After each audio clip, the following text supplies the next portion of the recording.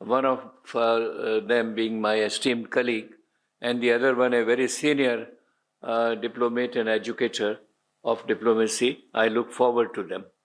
To begin with, may I request Dr. Vladimir Kozyulin from Russia to make his presentation online.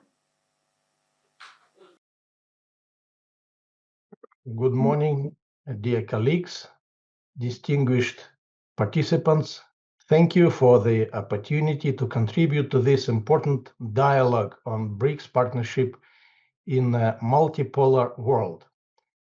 I shall address one of the less visible but increasingly critical dimensions of BRICS cooperation, its role in managing non-traditional security threats and sustaining global stability.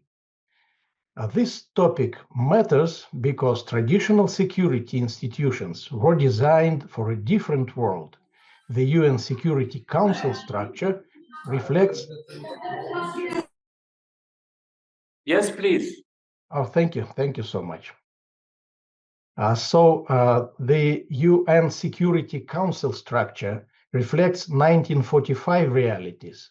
Yet today threats, pandemics, cyber attacks, climate impacts, energy disruption do not respect borders or permanent veto power.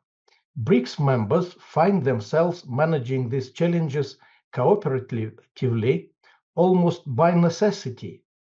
Non-traditional security encompasses threats that states cannot manage alone: terrorism and organized crime, infectious disease, cyber operations, climate changes, and resource scarcity. These challenges affect BRICS members asymmetrically but simultaneously. A pandemic in Asia impacts energy demands in Africa. Cyber attacks on financial systems in one country ripple through global markets. And the significant point is, BRICS collectively controls critical assets for global security. India produces 60% of the world's vaccines. Russia and Indonesia supply essential energy resources. China dominates supply chain for critical minerals. Brazil, India, and China hold vast agricultural production capacity. So this creates both interdependence and responsibility. So BRICS has moved beyond rhetorics to institutionalization. The counter-terrorism strategy adopted in 2020 commits members to sharing intelligence, coordinating operations, and combating terrorism finance without selective application of terrorism designation. The BRICS World Working Group on Cybersecurity was established in 2015. Now coordinates exchange in threat information and develops common standards for digital infrastructure protection. Health cooperation expanded significantly after COVID-19. The BRICS Vaccine Research Center, established in 2022, coordinates development of next-generation vaccines, and integrated early warning system for disease outbreaks enables rapid collective responses. So the shared principle across BRICS is clear. Terrorism has no religious, ethnic, or national character. This prevents the misuse of counter-terrorism framework for geopolitical advantage. Working groups exchange intelligence on funding networks, foreign fighters, and operational planning without requiring political alignment on other issues. This cooperation is pragmatic. Members face real terrorism threats, from ISIS affiliated in Afghanistan and North Africa to religious and regional insurgencies. Intelligence sharing has prevented attacks and disrupted funding channels. Notably, this cooperation occurs without creating a formal military alliance, which is very important. Cyber attacks has become routine instrument for state cooperation. Critical infrastructure, power grids, hospitals, financial systems, water networks increasingly face digital threats. So smaller BRICS members cannot absorb this sort alone. And the cybersecurity agenda addresses two levels. First, technical cooperation. Second, governance. BRICS advocate for international cyber norms based on sovereign equality and international law. Climate security and disaster response. Climate changes created security pressures through multiple pathways. Agricultural failure leading to food price spike, drought intensifying water conflict, coastal flooding displacing population, and so on.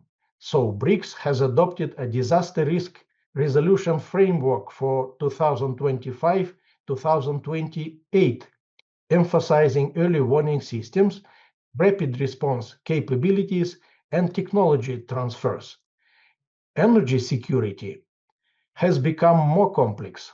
Oil and gas remains central, but supply disruption, whether from geopolitical crisis or energy transition, creates immediate economic shock.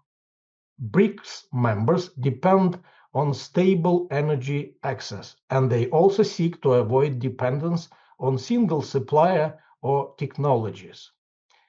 Maritime security presents the most complex challenge within BRICS because it intersects with great power competitions. All BRICS members depend on safe sea lanes for trade and energy import. Annual maritime commerce exceeds $10 trillion globally. So disruption affects everybody. Piracy, particularly off the African coast, remains a concrete threat requiring coordinated naval operations. However, maritime security also reveals BRICS limitations. India and China compete for influence in the Indian Ocean.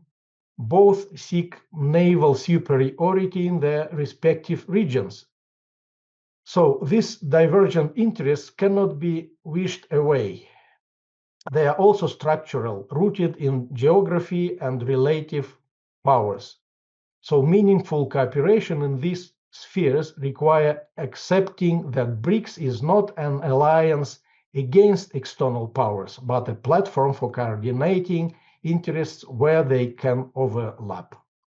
Just some forward considerations. Several path merits development. First, expanding technical cooperation, joint research in pandemic prevention, coordinated response to climate impact, shared cyber defense capabilities. These are areas where BRICS can deliver tangible results. Second, strengthening the institutional frameworks, ensuring the disaster risk reduction plan translated into operational capacity, deepening the cybersecurity working groups beyond the information exchange towards common technology platform. Third, increasing transparency. As BRICS mechanisms expand, clear communication with non-member states about intentions and capabilities reduces suspicious and miscalculations. BRICS play a meaningful role in addressing non-traditional security challenges that affect all members. So this role is still developing. Capacity is growing, but remains uneven. Institutional mechanisms exist, but are not yet fully mature. The broader implication is important. BRICS demonstrates that international cooperation is possible without military alliance, hierarchical leadership, or hegemonical order. Different countries with different systems and interests can cooperate on technical and functional problems. Thank you for your attention, colleagues. Thank you very much, Dr. Kozyulin, for a very succinct and pointed presentation. You have given some direction in which BRICS should consider moving. I am particularly impressed by your reference to India-China competition and differences. I think Russia itself can play a great role in bridging these differences and competitions, if at all the Russian leadership so decides.